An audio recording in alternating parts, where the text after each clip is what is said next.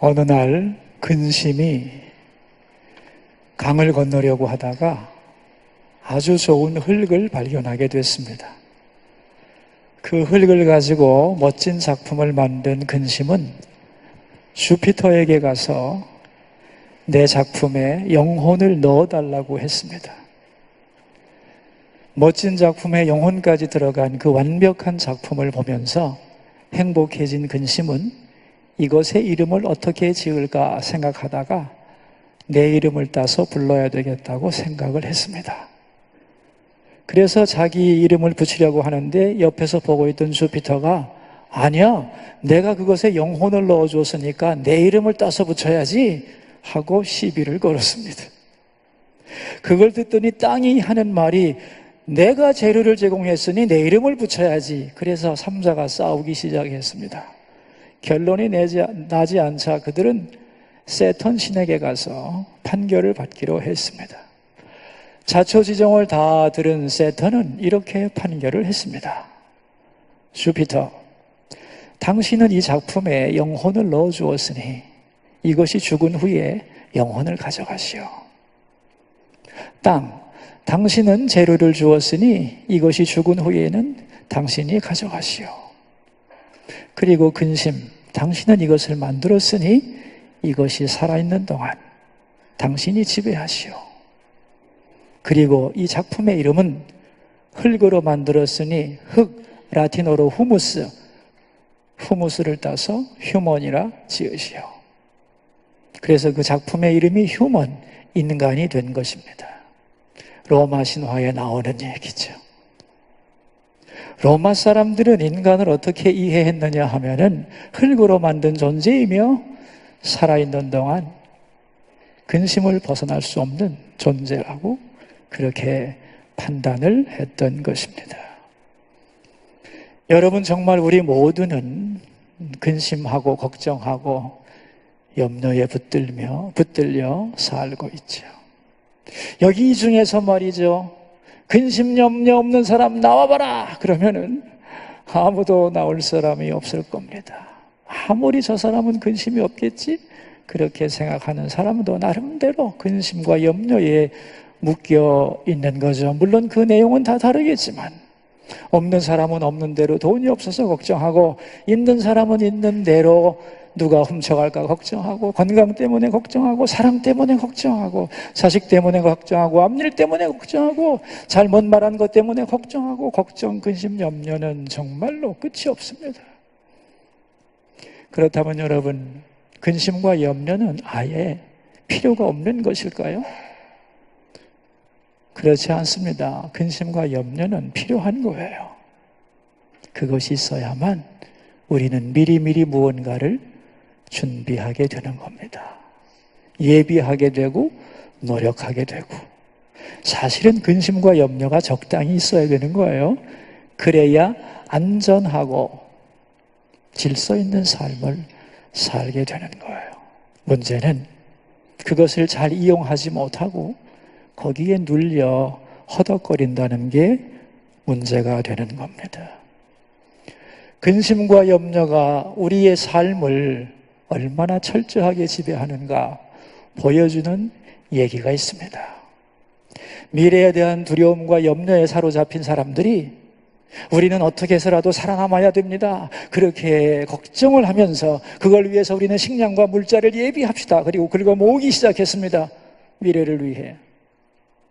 그것을 바라보던 사람들은 그들을 보면서 말했습니다. 당신들은 이미 가진 게 많은데 무엇을 더 모으려고 미래를 준비한다고 그렇게 모으십니까? 그 중에 일부를 우리에게 나눠주세요 라고 달려들었습니다. 그러자 모으고 있던 사람들은 자기에게 달라고 하는 사람들이 뺏을까 봐 두려워지기 시작했어요. 그래서 우리 이러지 말고 담을 칩시다. 그래서 저들이 우리에게 다가오지 못하도록, 그래서 높은 담장을 쌓았습니다. 그런데도 불만이 사라지지 않자 담만 가지고는 안 되겠네요. 담 위에 그들이 접근하지 못하도록 폭발물을 설치합시다. 그래서 엄청난 폭발물을 설치했죠. 그리고 이제는 그 폭발물이 터져서 혹시 자기들이 죽지 않을까 그렇게 또한 걱정하기 시작했습니다. 여러분, 이것이 이 시대의 개인과 국가의 모습입니다. 군비 경쟁, 경제 블록화 현상, 사회적 갈등들 다 그 깊은 속에는 뭐가 있느냐 하면은 근심과 염려와 두려움이 있는 거예요. 여러분이 근심과 염려에서 나오는 것들이 굉장히 많습니다.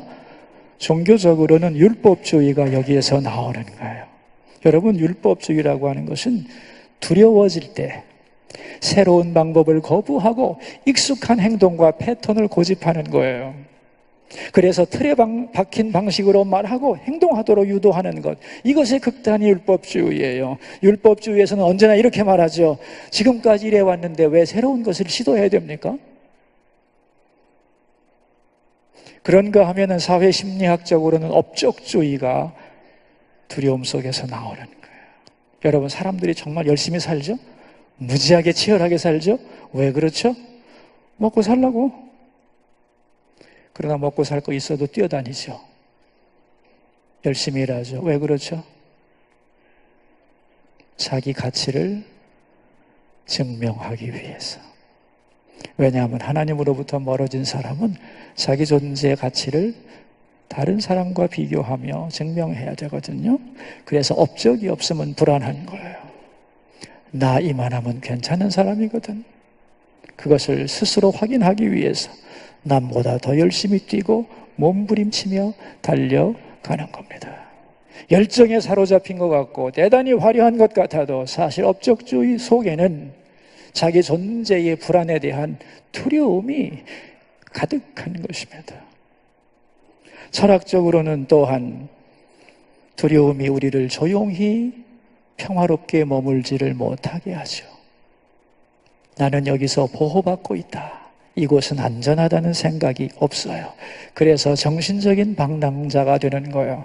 그래서 철학적으로 허무주의는 불안 속에서 나오는 겁니다. 그러니까 종교, 사회, 그리고 철학, 그리고 일상의 삶에 이르기까지 근심과 염려와 두려움은 우리의 삶을 완전히 장악하고 있다고 생각하면 됩니다. 그러면 이제 이렇게 물을 수 있죠. 왜 인간은 근심하나? 필요 이상으로. 여러분, 그 이유가 뭐라고 생각해요? 하나님을 떠났기 때문입니다. 성경의 대답이에요. 하나님의 보호하심과 공급과 지켜주심을 떠났어요. 그래서 홀로 살아가야 돼요. 나 자신을 내가 책임져야 돼요. 앞에 무슨 일이 있을지 알지 못해요. 그래서 두려워지는 거예요. 여러분, 창세기 4장에 보면은 가인이 동생 아벨을 죽이고 하나님을 떠나면서 한 첫마디가 뭔지 아세요? 사람들이 나를 죽일 겁니다 그랬어요.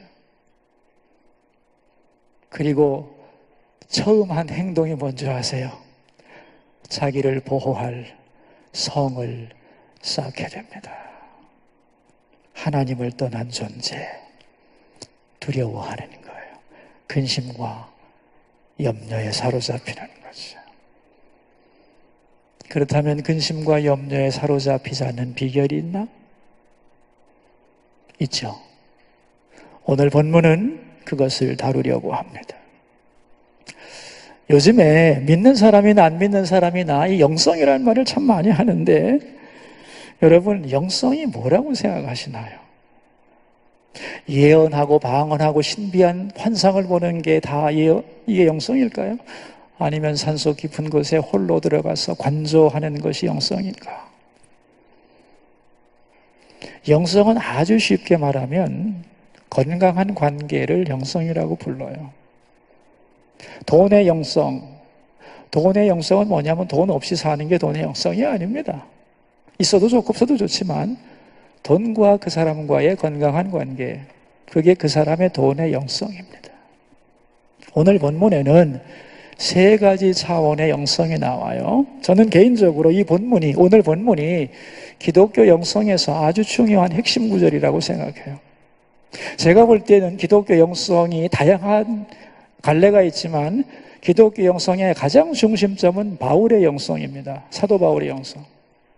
뭐 베드로의 영성도 중요하고 요한의 영성도 있고 마태의 영성도 있겠지만 바울의 영성이 기독교의 핵심 영성이고 바울의 영성 중에서도 오늘 본문이 가장 그 영성의 핵심을 요약하는 구절이라고 저는 믿고 있어요. 세 가지 차원에서의 영성을 말하는데 첫째는 자기 자신의 영성, 자기 자신과의 관계에 대하여 말을 합니다. 우리 성경 말씀 읽어볼까요? 4절입니다. 우리 4절 같이 읽겠습니다. 주 안에서 항상 기뻐하라. 내가 다시 말하노니 기뻐하라. 자기 자신에 대해서는 기뻐하는 게 영성이에요. 기뻐하래요. 근데 여러분, 아니 기뻐하고 싶지 않은 사람이 어디 있어요? 다 기뻐하고 싶어 하지. 중요한 것은 기쁨의 근원이 뭐냐는 거예요. 오늘 4절에서 기쁨의 근거가 뭐죠? 여러분, 우리는 기뻐해야 되는데 그 기쁨의 근거가 뭐예요? 주 안에서예요. 주 안에서. 예수님 때문에 기뻐하라는 거예요. 그러니까 돈 때문에 기뻐하면 돈이 사라지면 기쁨이 사라지죠.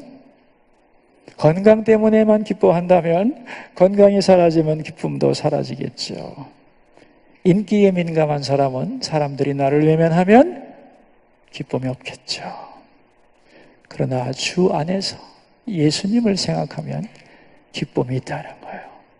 왜냐하면 예수님이 기쁨의 근원이기 때문에. 기쁨의 근원 되시는 예수를 위해 삽시다. 예수님이 기쁨의 근원이에요. 왜냐하면 예수님 안에서 우리는 하나님의 자녀가 되어 죄의 용서를 받고, 그리고 예수님이 나를 사랑하세요. 나를 선택하시고 사용해 주세요. 그리고 나를 아셔요. 나를 인도합니다. 그리고 예수 안에 나의 미래가 있습니다. 영원한 천국이 있고. 기쁨의 근원 되시는 예수를 생각할 때 우리는 진정으로 기뻐할 수 있다 하는 거예요. 그럴 때 그 기쁨은 절대 기쁨이고 신령한 기쁨이에요. 사실 예수님에게 근거하지 않은 기쁨은 다 일시적인 것이고 일장춘몽에 불과한 것입니다. 그러므로 기쁨의 근원이신 예수님 안에 너의 기쁨의 근거를 두라는 거예요. 여러분은 예수님 때문에 기뻐하시나요? 여러분, 우리 자신 속에는 기쁨이 없어요. 우리는 햇빛이 아닙니다. 반사체예요, 반사체. 주님만이 기쁨의 근원이에요. 그래서 주님을 바라보면 그 기쁨이 내게 와요. 근데 내가 주님을 등지면 기쁨이 없어요. 여러분 마음속에 기쁨이 적어지고 사라졌다고 하는 것은 무슨 소리냐면 내가 기쁨의 근원이신 주님으로부터 등을 돌렸다는 뜻이에요. 그러나 아무리 그런 상태에 있더라도 다시 뒤를 돌아 기쁨의 근원이신 주님을 향하여 내 마음을 열면 주님이 주시는 위로와 기쁨이 우리 속으로 들어오는 거예요. 근데 많은 사람들이 제가 얘기하다 보면은 기쁨과 행복의 관계를 오해하고 있는데 여러분, 기쁨과 행복은 다른 거예요. 세상 사람들은 말입니다, 행복을 인생의 목적이라고 생각해요.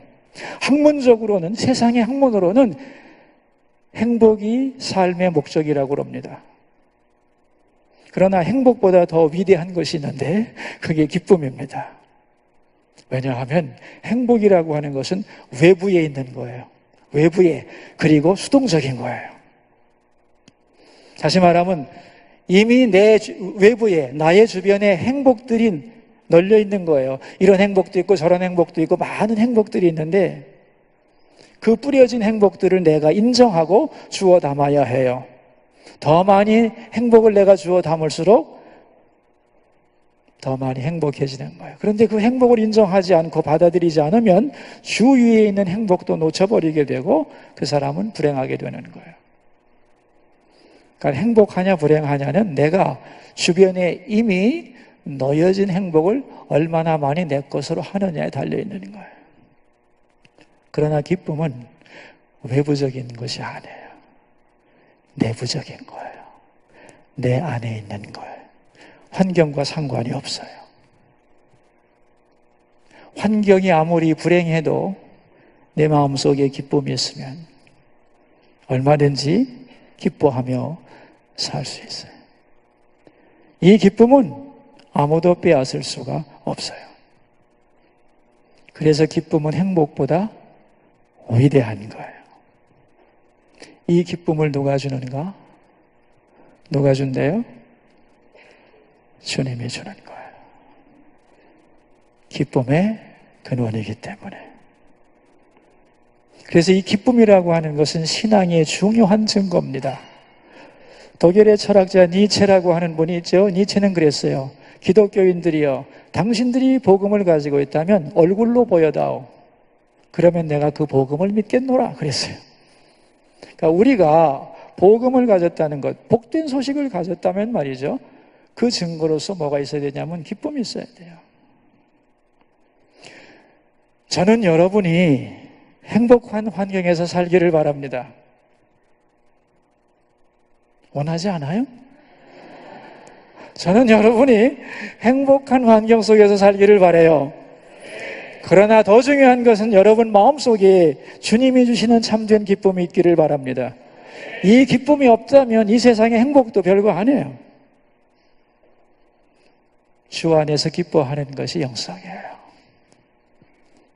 기쁨이 없다면 주님을 바라보시고 이 세상의 기쁨의 근원은 다른 어느 것도 아닌 주님 자신이라는 것. 그래서 내가 주 안에서 기뻐하는 것. 그것이 영성이고 하나님이 내게 원하시는 것이라는 것을 기억해야 돼요. 두 번째는 다른 사람과의 관계에서 영성이 뭐냐 하는 것인데 이웃과의 관계에서는 5절입니다. 본문 5절을 같이 읽을까요?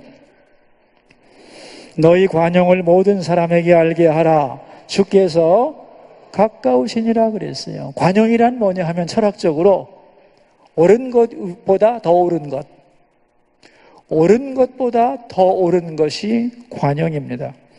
여기 옳은 것이 있습니다. 그런데 그것이 다는 아니에요.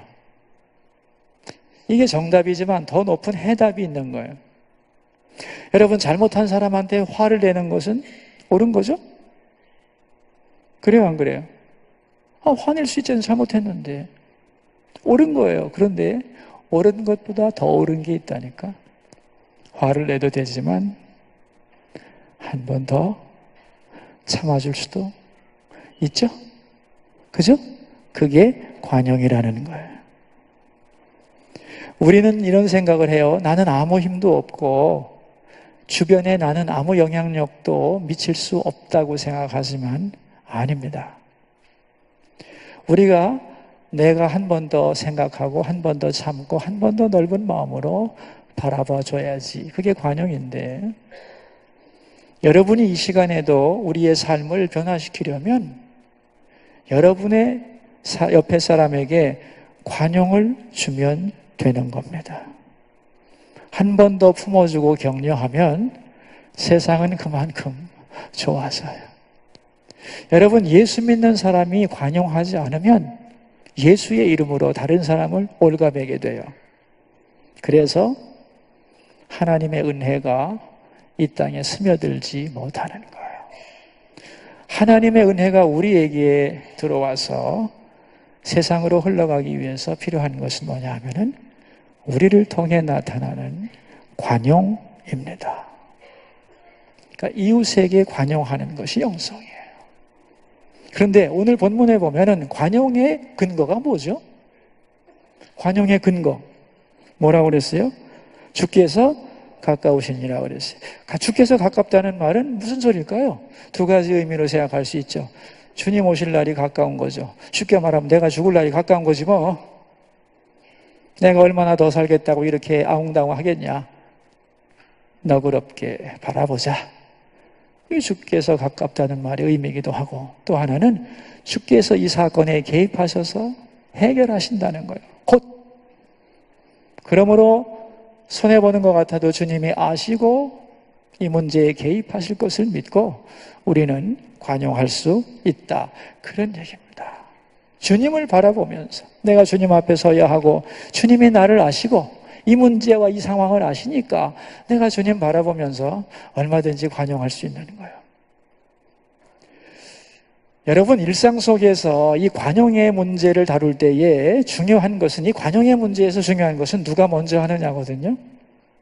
네가 나한테 잘해, 그럼 나도 너한테 잘할게. 그런데 내가 먼저 하기는 싫어. 이거 아니야, 핵심은. 맞죠? 관용의 문제는 항상 순서의 문제예요, 순서.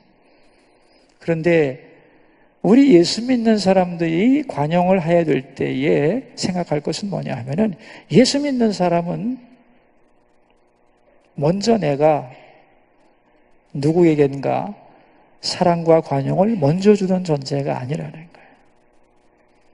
이미 우리는 사랑을 받은 존재. 이미 나를 후한 눈으로, 은총으로 용서하고 사랑한 분이 계셔요. 그분이 주님이세요. 그래서 요한일서 4장 10절과 11절에 보면은 이런 말이 나와요. 우리 한번 찾아볼래요? 요한일서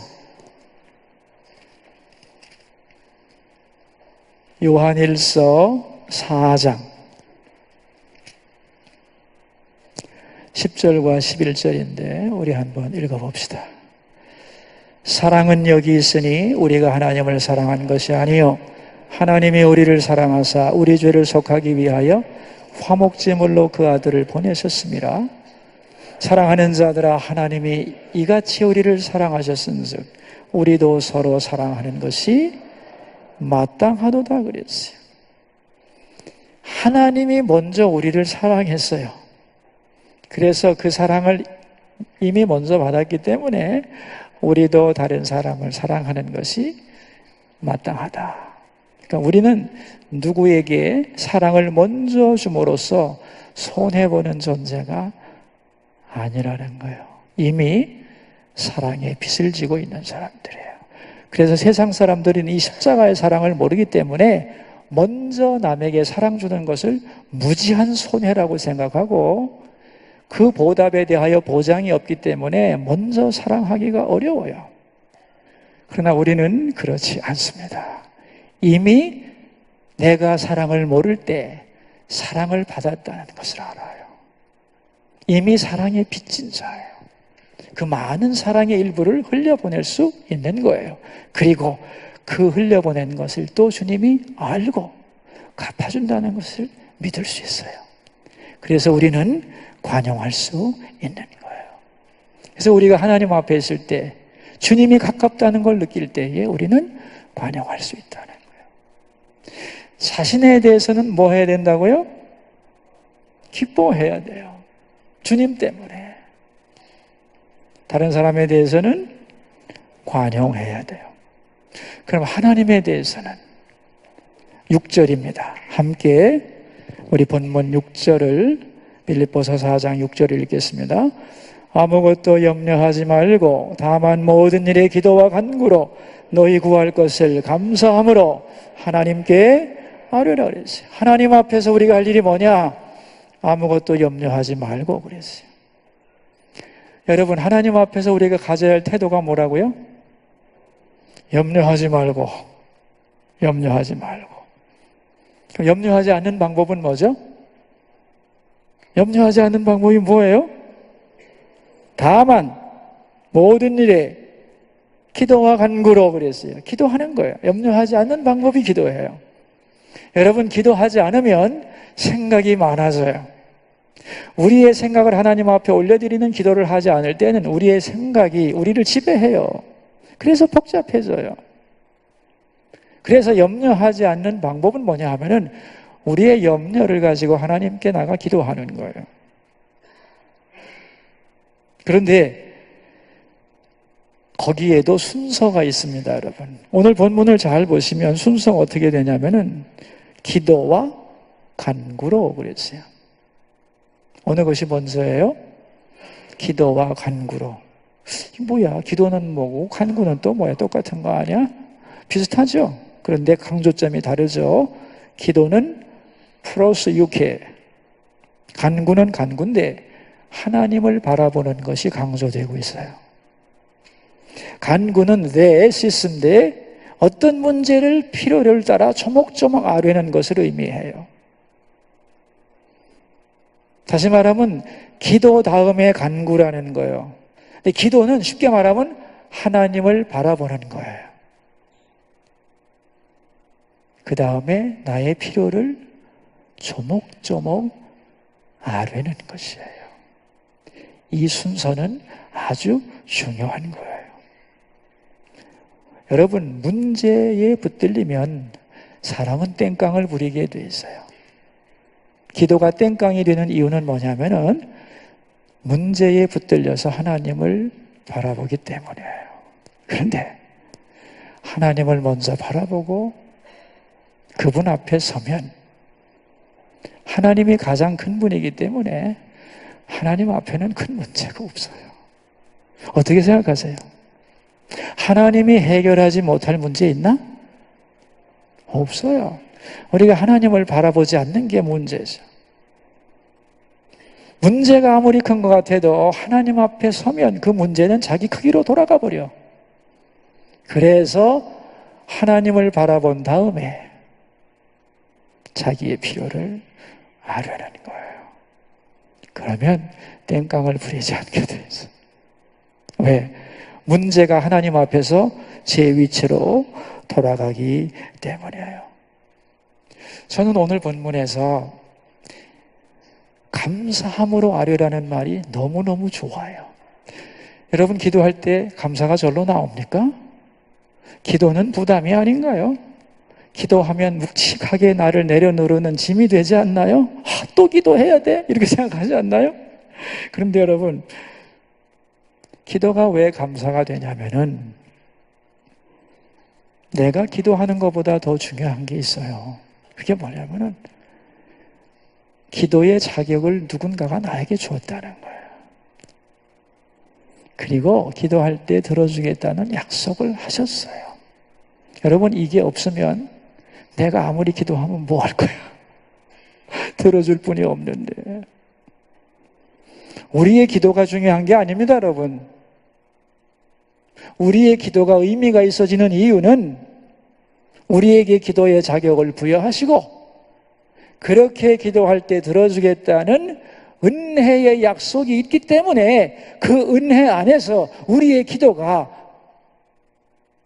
작동할 수 있는 거예요. 예를 들어볼까요? 탕자가 말이죠, 고생 죽게 하다가 아이고, 내 집에 가면 양식이 풍족한 품꾼이 얼마나 많은가. 그래서 이제 집으로 돌아옵니다. 그런데 많은 탕자들이 어떻게 생각하냐면은 내가 돌아와 줬잖아요. 지가 돌아온 것을 굉장한 공로라고 생각합니다. 착각이야, 이거. 지가 돌아오면 뭐 할 거야? 아버지가 반개 맞아주지 않으면 소용없는 거예요. 아멘입니까? 기다리고 반겨 맞아주는 아버지가 있을 때 지가 돌아와야 되는 거지. 백날 돌아오면 뭐 할 거야? 문전박대당하면 그만이지. 여러분, 우리의 공로는 기도가 아닙니다. 우리의 기도는 공로가 아니에요. 기도할 수 있다는 것, 도대체 내가 뭔데 말이지? 그 크고 크신 하나님이 작고 작은 나에게 너 기도할 수 있어, 자격을 줄게. 그리고 네가 기도하면 내가 들어줄 거야 라고 약속하셨냐는 거예요. 그 특권과 은혜가 있기에 나의 이 작은 무릎 꿇음이 의미가 있어지는 거예요. 여러분, 이걸 생각하면 우리는 겸손하게 기도할 수밖에 없어요. 제가 기도하는 사람들을 훈련을 시켜보면은 기도 조금 하면은 말이야 굉장히 교만해져요. 내가 기도하는데 주여 그러면서 하나님을 말씀하는 종처럼 생각하는데 착각입니다, 이거. 자기의 몇 시간의 기도가 중요한 게 아닙니다. 은총이 있기에 기도가 기도되는 거예요. 저는 말이죠, 이걸 알고 나서는 기도하러 이렇게 자리에 앉으면 참 감사해요. 내가 뭔데? 사람도 자꾸 찾아가서 필요한 것을 얘기하고 궁한 소리 하면 싫어할 텐데, 전능하신 하나님이 언제나 내가 와도 싫다 하지 않으시고 내가 하는 말에 귀를 다 기울여 주시고 하나하나 다 들어준다는 그 생각을 할 때마다 감격하는 거지. 하나님이 계신다는 것 자체가, 기도하는 소리를 들어주는 분이 계신다는 것, 그리고 기도할 때 그 문제가 해결도 한다는 것. 여러분, 이게 감사 아닌가요? 그래서 여러분 막 문제에 붙들려서 땡깡 서지 마시고 먼저 하나님을 생각하세요. 하나님을 바라보라고. 그리고 감사함으로 하나하나 아뢰어야 돼요. 주님, 저 이것이 필요하다고. 그렇게 기도를 제대로 하면 어떻게 된다고 했느냐? 7절에 이렇게 말씀하셨어요. 같이 읽어요. 그리하면 모든 지각에 뛰어난 하나님의 평강이 그리스도 예수 안에서 너희 마음과 생각을 지키시리라 그랬어요. 지각에 뛰어난 하나님의 평강이 그랬어요. 여러분, 기도하면은 맨 먼저 이루어지는 게 뭔지 아세요? 기도하고 나면 여러분의 마음이 어때요? 평화로다 하늘 위에서 내려오네. 평강이 있죠? 평강이라는 것은 뭐냐 하면은 하나님이 나의 기도를 접수했다는 사인이에요. 상황은 그대로야. 문제는 해결되지 않았어. 그러나 하나님이 그 기도를 들었다고, 내가 네 사정을 안다고 응답하는 게 평강이에요. 그래서 기도의 첫 번째 응답은 평강인데, 그래서 평강을 첫 번째 응답이라고 부르는 거예요. 여러분, 기도하면서 평강을 얻죠? 기도하기 전에는 불안하고 두렵고 원망스러웠는데 기도하고 나면 뭔가 편안하죠? 그래서 기도할 때는, 하러 들어올 때는 얼굴에 탁 찡그리고 들어오지만 기도하며 나갈 때는 상황은 그대로인데 찬송하며 나가지 않아요? 찬송하며 나가잖아. 평강을 이미 얻은 거죠. 근데 그게 정상적인 논리적으로는 이해가 안 되는 거예요. 쟤 왜 좋아한대? 힘껏 기도해놓고 변한 것도 없는데? 그러나 내 속에는 평강이 있어. 이것은 나의 논리를 초월하는 거야. 그래서 지각에 뛰어난, 이렇게 표현하는 거예요. 보통 지각으로는 알 수 없는 거다 이거야. 그러나 진실로 기도하고 하나님 앞에 내 짐을 아뢰고 나면 하나님의 맨 먼저 주는 선물이 평강입니다. 평강이에요. 저는 그런 생각을 해요. 평강의 내용이 뭘까? 여러 가지가 있겠지만 몇 가지로 압축할 수 있어요. 평강은 첫째, 하나님이 계신다는 거예요. 하나님이 계셔. 두 번째는 하나님이 아셔. 그리고 하나님이 날 사랑하셔. 그리고 하나님이 해결하셔. 그게 평강의 내용이에요. 아직 다 이루어지지 않았어요. 때에 맞춰 훈련시키면서 이루어가실 거예요. 그러나 말이지, 너의 짐, 너의 무거운 마음, 나를 향한 너의 마음을 내가 접수해서, 그래서 평강을 주세요. 이 평강을 맛보고 이 재미를 알기 때문에 우리는 기도할 힘을 얻는 거예요. 그래서 기도의 첫 번째 응답은 평강이다, 그런 얘기예요. 또한 이렇게 평강을 주시면서 동시에 하나님은 뭘 주시냐면은 우리의 생각을 지켜주세요. 생각을 지켜주세요. 여러분, 생각이 어느 방향으로 가느냐는 아주 중요한 거예요. 생각의 방향이 잘못되기 시작하면 걷잡을 수 없어요. 사실 제가 볼 때는 문제 자체보다도 그 문제에 대한 나의 생각이 더 중요해요. 여러분, 생각이 얼마나 중요하냐 하면은 같은 사건을 놓고도 올바르게 생각하면 축복이고 잘못 생각하면 저주가 됩니다. 생각에 따라서 축복이 되기도 하고 저주가 되기도 해요. 내가 제대로 올바르게 생각하면 행복한데 잘못 생각하기 시작하면 의심이 생기고 그게 더 잘못되면 고민이 되고 거기서 더 잘못되면 절망의 나락으로 떨어지는 거예요. 그러니까 우리가 생각 때문에 행복해지고 생각 때문에 불행해져요. 이 생각이 어디로 유도되는가 흘러가는가가 아주 중요한 거예요. 근데 기도할 때 하나님이 우리의 생각을 꼭 잡아서 바른 생각을 하도록 믿음으로 생각하도록 하나님의 관점에서 생각하도록 우리의 생각의 방향을 조정해 주시는 거예요. 염려하지 않고 싶지. 그런데 염려하지 않으려면 염려보다 큰 걸 붙잡아야지. 아무것도 안 붙잡고 어떻게 염려를 안 하겠어요? 염려가 밀려오는데 천지를 만드신 내 하나님 아버지를 붙잡지 않으면 우리는 염려의 노예가 됩니다. 그래서 염려 앞에서 너희들은 기도하라는 거예요. 그래서 기도의 원래 시작은 염려에서 시작되는 거예요. 그래서 염려를 안 할 수 없지만 염려가 몰려오면 이제는 염려 대신 기도하라는 거예요. 그래서 기도할 때에 이 세 가지 영성이 하나로 모아서요.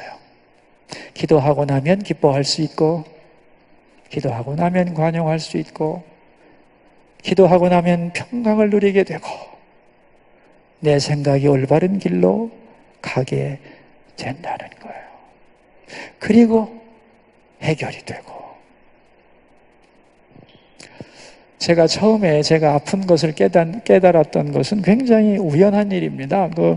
저희 교우님 한 분이 목사님 제가 건강검진을 받다가 목사님 생각이 나서 건강검진 예약을 해놨는데 한번 편한 마음으로 받아보시지요. 그래서 예약한 날짜가 됐길래 가벼운 마음으로 갔어요. 가서 기분 좋게 검진을 받고 이제 며칠 후에 결과를 보러 갔는데 의사가 딱 보더니 하는 말이 목사님 심각하네요. 암이 걸렸는데요. 증세가 없었어요.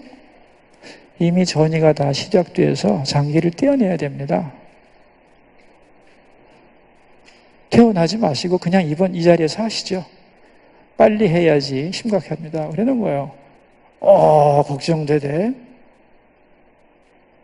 하늘이 노래지면서 그래도 제가 집에 가서 상의도 하고 좀 그래야지 그랬더니 상의할 게 뭐 있습니까? 집 사람들 오라 그러면 되지.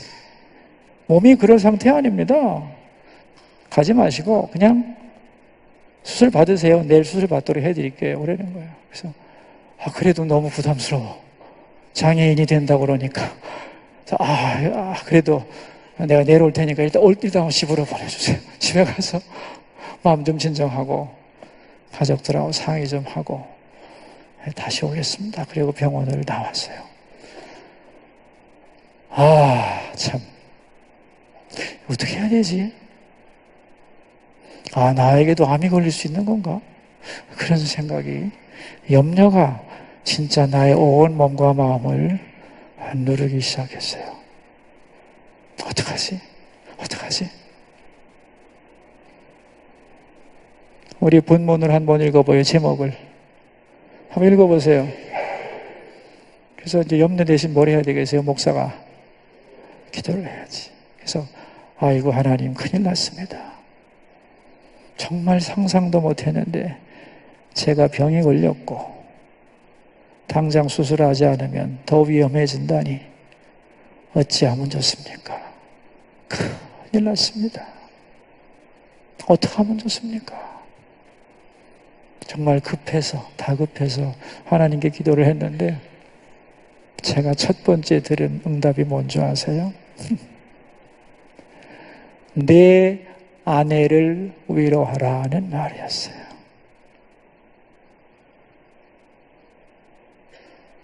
네 아내를 위로하라. 그 순간 마음에 분노가 싹. 아니, 아픈 건 전데요. 아픈 건 전데 왜 제가 제 아내를 위로합니까? 아내가 저를 위로해야지. 근데 저는 그 순간에 알았어요. 옆에 사람도 참 힘든 거구나. 나만 힘든 게 아니고 나 옆에 사람이 참 힘든 거고 나보다 더 힘들 수도 있는 거다. 그걸 깨달았어요. 근데 어떻게 하고 싶진 않지만 하라니까 이제 위로를 해야지. 좋아요. 그런데 아내 위로하는 거로 끝은 아니잖아요. 나 어떻게 하면 좋죠? 그리고 생각하니까 내가 성한 몸으로 건강한 몸으로 지낼 수 있는 밤이 오늘밖에 없어. 내일이면 장애인이 되는 거야. 그 내가 성한 몸으로 인생의 마지막 밤을 어떻게 보내지? 그런 생각을 했어요. 내가 뭘 하고 장애인이 되면 후회가 가장 적을까? 나는 장애인이 되기 전에 성한 몸으로 마지막 하고 싶은 게 뭔가 곰곰이 생각을 했어요. 그런데 이런 마음이 들었어요. 내가 열심히 기도하고 목회한다고 다녔지만은 바쁘다는 것 때문에 충분히 기도한 것 같지가 않아. 3번 마음껏 기도하고 장애인이 되면 덜 슬플 것 같아. 그래서 내가 금식 기도를 좀 해야 되겠다 하는 생각이 들었어요. 내 몸이 버틸 수 있는 최대한이 3주기 때문에 난 3주간만 금식을 하리라 하고 그날 밤에 결심을 했어요. 그리고 아침에 됐어요. 이제 금식은 시작됐어요. 그런데 아내를 위로하라고 그랬잖아. 그래서 아침상을 제가 차렸습니다. 그리고 아내 앞에서 웃으면서 아내를 위로하기 시작했어요. 어제 진단을 받고 장애인이 된다고 그랬는데 그래서 집안 분위기가 무지하게 어려워질 수 있었는데 다음날 아침부터 우리 집에는 꽃이 피었습니다. 웃음의 꽃이. 그래서 격려하고 위로하고 더 먹어 그러고 금식하면 제가 밥상 차려주고 그러면서 우리 집이 더 행복해지기 시작을 했어요. 정말로 행복한 2주가 지나갔어요. 그때 2주가 되던 어느 날 제 몸이 갑자기 무지하게 무거워지더니만은 몸속에서 뭔가가 빠져나오기 시작하는데 나는 내 몸속에 그렇게 많은 것들이 있는지 몰랐어요. 밤새도록 쏟아내고 또 쏟아내고 또 쏟아내고 피떡을 한없이 쏟아냈어요. 그리고 제가 해가 뜰 때에 너무너무 지쳐갖고 쓰러져 잠이 들었습니다. 근데 그 다음 날부터 제 얼굴이 맑아지고 몸이 가벼워지는 거예요. 하나님이 나를 만지셨다는 걸 깨달았어요. 그리고 금식을 하고 이제 조금 회복을 한 후에 40일 지난 다음에 병원에 갔더니 난리가 났어요. 목사님 그러신 분이라고 생각 안 했는데 아주 무모하시군요. 내일 당장 온다고 하더니 전화 딱 끊어버리고 절대로 받지 않고 40일을 버티다니요. 그래서 제가 그랬어요. 선생님 제가 죄송한데 늦게 와서 죄송한데 40일 동안 일이 좀 있었거든요. 그러니 사진을 한번 다시 찍어주시고 하라는 대로 할게요. 그랬더니 찍을 필요 없습니다. 확실한 걸 또 하면 뭐 하겠어요. 안 찍어주는 거예요. 찍어주세요. 필요 없습니다. 찍어주세요. 필요 없습니다. 찍어달라니까요. 아니라니까요. 4시간을 싸웠어요. 그리고 제가 병원을 나왔습니다. 그리고 그 후로 4년 동안 건강하게 생활을 했어요. 근데 이제 그 병원을 나온 다음에 제가 믿을 만한 의사분이 상담할 분이 계셔서 신앙도 좋고 암 전문가를 찾아가서 제가 물었어요. 원장님, 제가 말이죠. 이런 경험을 했는데 저의 이 경험이 의학적으로 볼 때 어떤 건지 판단을 좀 해주세요. 그랬더니 말해보래요. 제가 금식을 해야 되겠다는 생각을 했어요.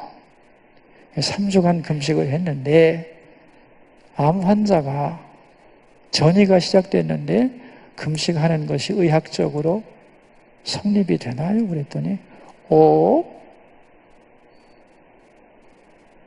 되죠. 어떻게 됩니까? 암세포가 굶어 죽은 겁니다. 사람들은 감히 생각하지 못하는데 암균이 무지하게 독하지만 굶는 거 앞에는 못 당합니다. 사람들은 감히 그런 생각을 못하는데 금식하고 싶은 마음이 들어서 기쁜 마음으로 금식해서 암균이 굶어 죽은 겁니다. 그러는 거예요. 또 하나, 아내를 위로하라고 하는 음성을 들었는데 의학적으로는 어떻다고 생각하세요? 그랬더니 막 웃더니 목사님, 내가 얘기를 해드릴게요. 제가 암 전문가로서 30년 동안 환자들을 봤는데 이 사람이 병이 나을지 안 나을지 저는 금방 압니다. 나을 사람들은 징조가 있는데 첫째가 뭐냐 하면은 아프기 전보다 사이가 좋아지면 낫고 사이가 나빠지면 회복 못합니다. 이 역경을 함께 이겨내자 하면서 서로에게 미안해하고 고마워하고 격려하고 나 때문에 고생이 많다고 서로를 세워주면 확실히 낫습니다. 서로 비난하고 너 때문이야 나 때문이야 하면서 싸우고 갈등하고 하면은 원망하고 분열하면 절대로 낫지 못합니다. 그래서 제가 암 환자를 딱 만나면 환자가 오면 반드시 배우자를 불러가지고 당신이 나으려면 둘이 함께 보고 웃으라고, 그리고 서로 끌어안고 사랑한다고 말하라고, 나는 이것이 암치료의 시작이라고 생각합니다. 네, 목사님, 아내를 위로하라는 말은 두 분이 연합한 거니까 아주 의학적으로 정확합니다. 그러는 거예요. 두 번째, 이 사람이 나을지 안 나을지 어떻게 알 수 있느냐? 나을 사람들은 병을 오픈한다는 거예요. 나 아파라고 말한다는 거예요. 근데 안 나을 사람들은 쉬쉬 숨긴대. 이건 자기 몸에 대한 배신입니다. 정직하게 아픈 걸 아프다고 하고 도움을 구하면서 나가야 되는데 거기에 맞는 조치를 취하지 않고 인정하지 않으면 스스로 갈등하게 돼서 정말 이 사람 고치기 어렵습니다. 그러는 거예요. 세 번째는 뭐냐면 나을 사람은 마음이 평안해요. 큰일 났다고 조바심하지 않고 지금까지 지낸 것도 건강하게 지낸 게 감사하다, 최선을 다하여 치료를 받고 맡기자 하고 마음의 조바심을 갖지 않습니다. 그러는 거예요. 제가 어떤 생각을 했냐면은 이 아픈 것도 하나님이 주시던 시험인데 잘 아파보자. 시험이라고 하는 시험, 질병이라고 하는 시험지를 내가 받았는데 내가 100점을 한번 맞아보자. 잘 아파버리라. 그렇게 생각했는데 목사님, 그것은 평안입니다. 목사님이 기도하면서 받은 응답은 정확한 겁니다. 의학적으로, 심리학적으로. 그래서 제가 하나님께서 염려와 근심 속에 붙들려 있던 내가 하나님 앞에 매달렸을 때 정말 내 마음과 생각을 지켜주셨구나. 그런 확신을 가지게 되었어요. 저는 목회를 시작하고 담임 목사가 된 후에 1년 동안 이제 열심히 일을 하고 12월 말일에 이런 일기를 썼습니다. 1년 동안 신학교 때 배운 거 다 써먹었다. 이제는 한 번의 설교도 더 할 수 없다. 신방이 너무 괴롭다. 가기 싫어서가 아니라 그 내용들이 너무 마음이 아프다. 상담을 해도 괴롭다. 그들의 슬픈 상황이 밤에 꿈으로 나타나기도 한다. 힘들어서 죽겠다. 이렇게 쓰여 있어요. 여러분, 열심히 신방을 했거든요. 근데 신방 가면 성도들이 자기 인생의 비밀을 얘기하잖아요. 목사님을 신뢰해서. 그러면 다 듣고 공감을 한단 말이에요. 그럼 그분의 짐이 나한테 다 오는 거죠. 아, 내가 해결해주면 좋겠는데 해결할 능력은 없고 짐은 다 지고. 그래서 밤이 너무 괴로운 거예요. 그게 자꾸 생각이 나서. 한 집이야 이게? 2집, 3집, 4집, 5집, 6집. 계속 근심과 염려거리가 나를 짓누르잖아요. 밤에 진짜 꿈꾼 적 많습니다. 여러분이 신학서적을 읽으면서 요거 앞으로 설교 써먹어야지 그렇게 메모했던 거 한번 써먹어보라고. 1년이나 버티나. 못 버팁니다, 여러분. 일주일에 10번씩, 20번씩 설교해보라고. 그 내가 그러잖아요. 신학교 때 배운 거 다 써먹었다, 이제. 하루도 한 번도 더 할 수 없다. 주님서 신방도 두렵고요. 가는 건 좋은데 그분들의 삶의 짐, 또 상담의 내용들 다 좋은데 마음 아픈 것들 내가 해결해 주면 참 좋겠네요. 돈 있으면 팍팍 주고 아프면 탁탁 낫게 해주고 관계 따다닥 풀어주고 그게 얼마나 좋겠어요. 하나님은 참 좋으시겠어요. 참 좋으시겠는데 나는 능력도 없고 하라고는 그러고 나 어떡하면 좋아요. 그렇게 제가 하나님 앞에 불평을 했습니다. 기도하고. 제 마음속에 이런 생각이 들었어요. 내가 언제 너한테 그 짐 지라고 그랬냐? 나한테 맡겨. 그래서 그 마음이 든 다음부터는 신방을 다 끝내고 교회로 왔어요. 그래서 그날 들은 신방 얘기, 성도들의 비밀들, 안타까운 사정들 다 하나님 앞에 올려드렸어요. 하나님, 참 짐이 무거운데 주님께 맡깁니다. 난 주님께 올려드립니다. 이제 주님이 책임지시고 나는 사실은 알겠지만 그 일로 인하여 짐이 되지 않게 하소서. 그 일을 계속했어요.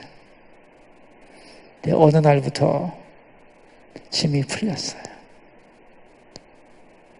주님이 거둬가셨어요. 그래서 한 2년 반 정도 불면증으로 고생했어요. 난 불면증의 고통을 알아요. 주님이 목회하시는 거다 하는 걸 알았고 내가 짐을 내려놓을 때 주님이 대신 받아주신다는 것도 알았어요. 그리고 무슨 말을 해야 될지 모르지만 주님이 때가 되면 주실 거라고 믿게 됐어요. 믿음이 자란 거죠. 그래서 단잠을 자기 시작했어요. 그 다음부터는 신방을 가도 두렵지 않았어요. 무슨 얘기를 들어도 나는 뭐 일러 바치면 되니까 오늘 밤에 가서 주님께 근데 사정 내용 얘기하고 주님 보고 얘기한 거죠. 뭐 저를 보고 얘기했겠어요. 주님께 목사님이 기도해달라는 마음으로 한 걸 테니까 저는 그저 주님께 올려드리니까 저를 이 짐에서 벗겨달라고 그렇게 기도하고 툴툴 털어버리고 집으로 퇴근하고 했습니다. 왜냐하면 나는 해결자가 아니기 때문에 주님이 해결자고 나는 통로니까 나는 다만 통로일 뿐이니까. 그리고 신방을 갈 때도 옛날에는 잠깐 기다려. 말씀을 준비해야지. 그리고서 기다려. 그리고서 거절하고 말씀 준비가 된다면 가고 그랬는데 이제는 갑니다. 그냥 주께서 할 말을 주시겠지.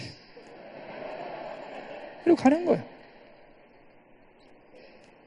그리고 가면 주께서 그때에 할 말을 주시고 처음에는 상담하러 오면 이 사람이 무슨 상담할지 어떻게 알아, 그지?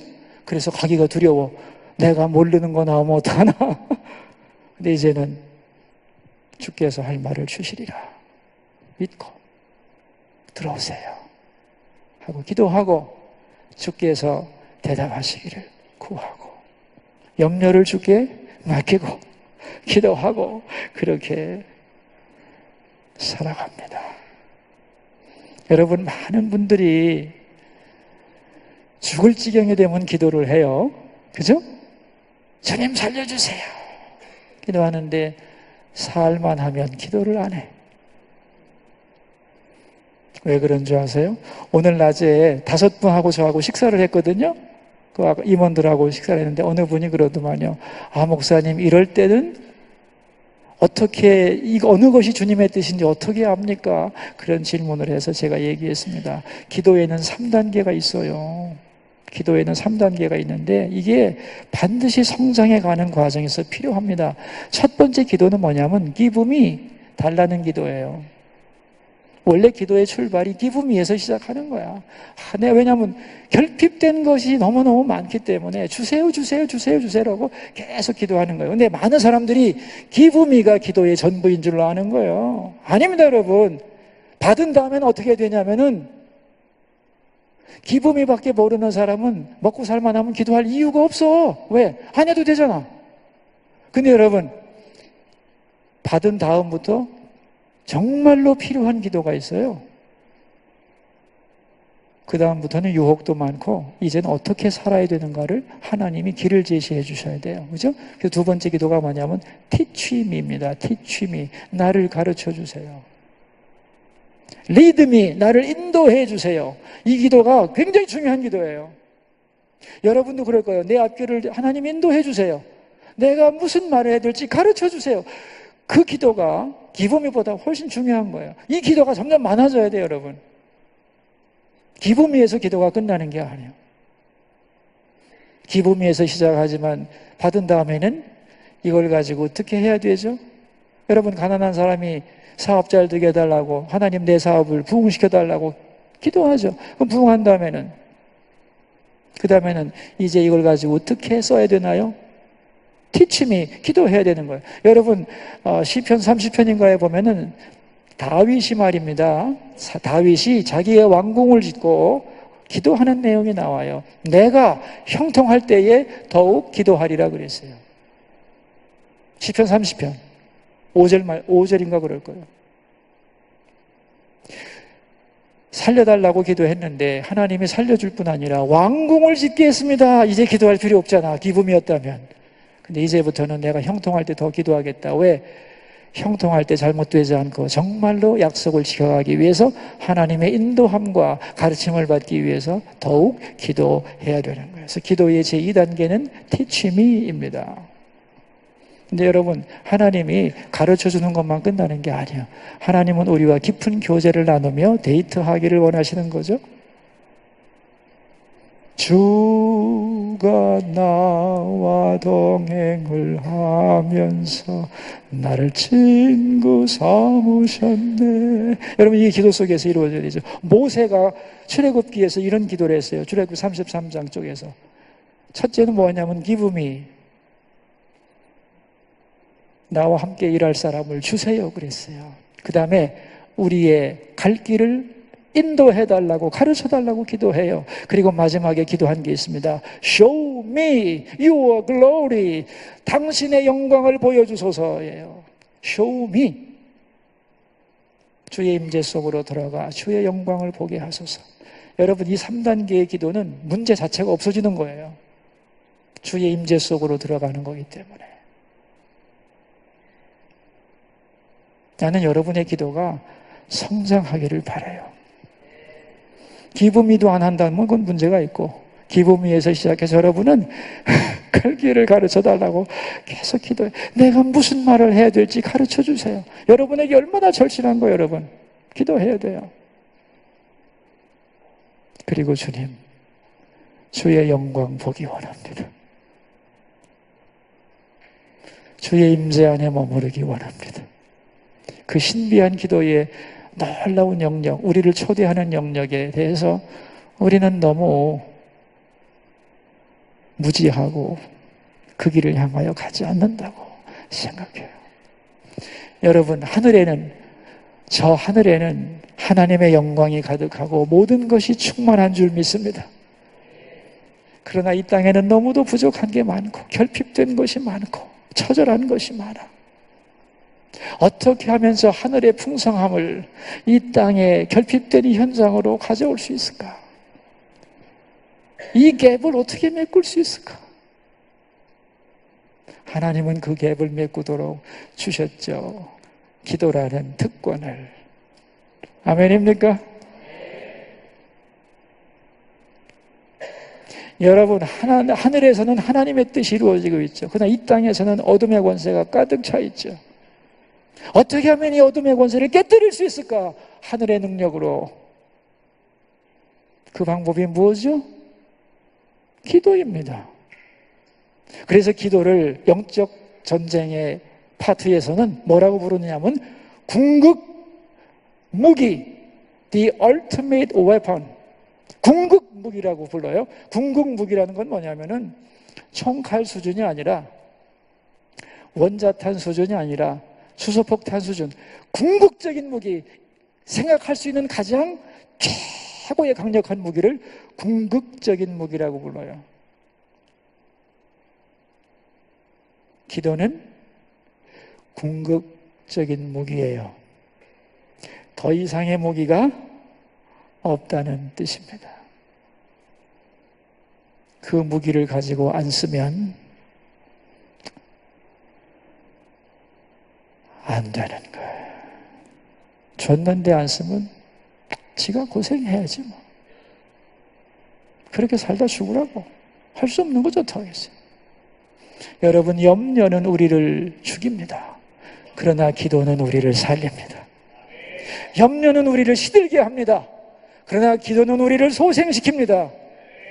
여러분, 말세로 갈수록 사람들은 더욱 근심과 두려움과 염려 속에 빠질 거라고 그랬어요. 그래서 싸나워질 거라고 그랬습니다. 성경은 두려움의 노예가 된다고 했어요.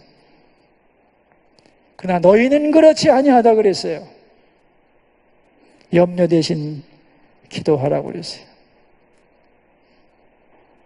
염려 대신 기도하면 기뻐할 수 있고 관용할 수 있고 어떤 상황에서도 평강을 누릴 수 있고 하나님의 원하는 생각을 따라 갈 수가 있는 거죠. 그리고 승리를 얻을 수 있는 거죠. 전에 우리 교인 한 분이 저보고 와가지고 그래요. 목사님의 신앙에 대한 신조가 있다면 뭐가 있습니까? 이렇게 묻길래 글쎄요. 그리고 대답을 했어요. 기도하면서 알고 안 하면 죽는다. 염려의 반만 기도하면 인생은 편해진다. 그게 제 신조예요. 그랬어요. 그랬더니 그분이 아멘! 그럽디다. 기도하면 살고 안 하면 죽습니다. 염려의 반만 기도하면 삶은 평안해집니다. 이 은혜가 여러분 모두에게 가득하기를 축원합니다. 기도하겠습니다.